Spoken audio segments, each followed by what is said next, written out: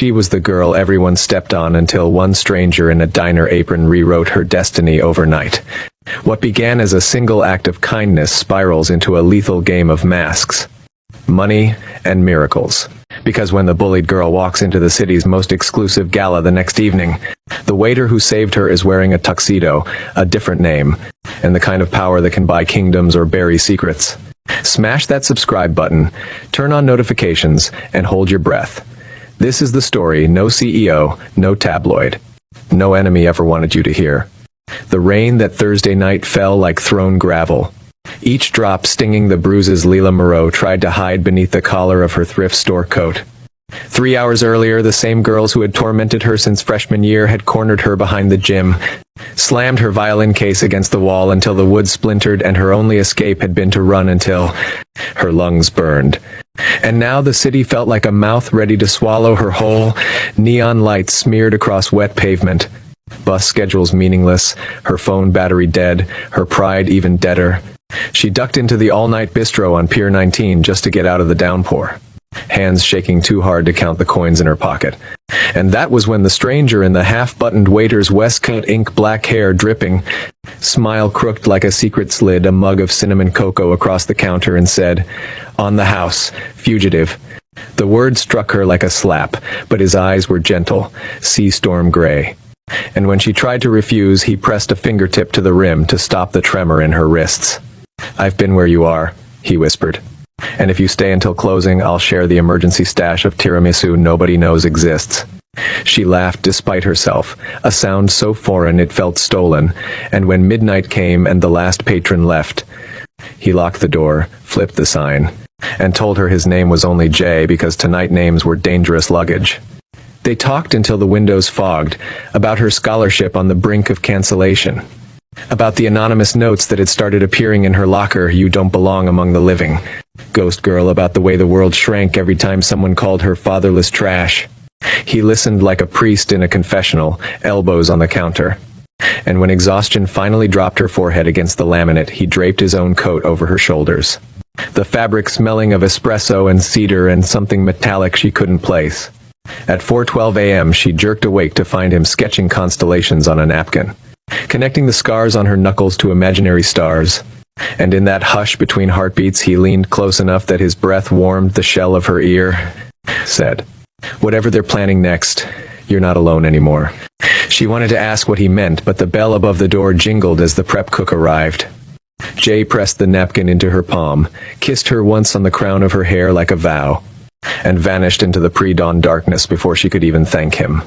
The next morning, her phone exploded with messages, an embossed invitation to the Argent Foundation's annual gala that night impossible. She had never donated a cent, but attached was a handwritten line, "Wear the napkin as your guide." She unfolded it. Beneath the star map, new ink gleamed coordinates to a boutique, a reservation in her name, and the words, "Trust the storm." By twilight, she stood in front of a mirror she barely recognized.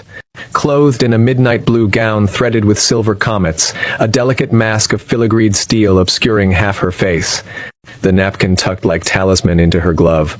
The gala occupied the top 3 floors of the Obsidian Tower downtown, elevators of glass climbing through thunderclouds, champagne flutes shimmering like weaponized starlight, and every step she took felt like trespassing on a battlefield. Then the host took the stage. Lucien Argent, 32, rumored billionaire, rumored recluse, rumored everything. And when he removed his own mask, the room tilted those same storm-gray eyes, but now set in a face chiseled from arrogance and legacy. The waiter's easy grin replaced by a smile sharp enough to slice bone. A collective gasp rippled through the crowd as he lifted a hand for silence and said, "Tonight we auction more than art. We auction justice." And on the screen behind him flashed security footage from the bistro, freeze-framed on Leila's tear-streaked profile. Her heart detonated. Whispers hissed like adders. Cameras turned toward her in synchronized hunger, and Lucien's voice cut through the chaos. "This young woman survived a campaign of terror orchestrated by heirs in this very room, and I intend to expose every signature on every check that paid for her pain." The light snapped off. Darkness absolute. Then a single spotlight pinned her as Lucien descended the stairs, tuxedo jacket flaring like wings. Every inch the predator, but his eyes still somehow the same boy who had traced stars on her skin. He knelt, not in proposal but in contrition, and produced the splintered remains of her violin, restored by luthiers overnight. Its body now inlaid with the same constellations from the napkin. "I was never just a waiter," he murmured so only she could hear. "I was hunting the monsters who bankrupted my mother and drove her to suicide, your bully's parents. Your suffering was the breadcrumb trail that led me to them." The orchestra swelled with a requiem-turned battle cry. On the panoramic screens appeared bank transfers, offshore accounts. A ledger of cruelty so vast the audience recoiled as though the numbers were physical blows. Some heirs tried to flee. Security waiters from the bistro, she realized with a jolt, moved like ghosts to bar every exit. Lucien raised the violin and bowed to Leela and said, "Play, and their empire falls with every note." Her fingers remembered the score even as her mind reeled. The first stroke of the bow ignited a feedback loop through hidden speakers, each note triggering release of encrypted files to investigative journalists waiting in the wings. Mid-performance, the power cut, an act of sabotage, plunging them into abyssal black, screams ricocheting. And when emergency lights flickered on, Lucien was gone, a circle of masked gunmen surrounding her instead. Their leader ripping away her mask with a gloved hand and revealing the face of Celeste Vandermeer, Queen Bee of her tormentors, eyes rabid with dynasty fury. "You think a gutter snipe and a bastard CEO can unseat centuries?" Celeste hissed, pressing a pistol to Leela's temple. In that crucible instant, Leela heard a violin string snap, not hers, Lucien's. A high harmonic slicing the air like a thrown blade, and suddenly he was there again, tuxedo shredded. Blood at his hairline, having crashed through a skylight on the cable of a rigged chandelier. Chaos erupted. Waiters fought gunmen. Lucien tackled Celeste. The gun skittered across marble. Layla seized it without thinking, hands steady now, survival overriding fear, and fired once into the ceiling. Plaster rained like judgment. "Enough," she shouted, voice amplified by the open mic on Lucien's lapel, broadcasting to the world. Celeste laughed, high and broken, confessing everything: her father's Ponzi schemes, the hush money, the staged suicides because she believed money still insulated her. But Lucien had already triggered the final failsafe. Every call in the ballroom was rerouted to a live stream. The world watched Celeste's confession in real time. Police sirens wailed closer. Celeste lunged for Leela again, but Leela stepped aside with dancer grace, letting the girl crash into a display of antique swords that clattered down like divine punishment. Morning broke over a city learning that empires could bleed. Leila and Lucien stood on the pier where the bistro lights now spelled her name in neon. The violin case at her feet whole again. He confessed the rest. His mother had once been a violinist too, destroyed by the same consortium.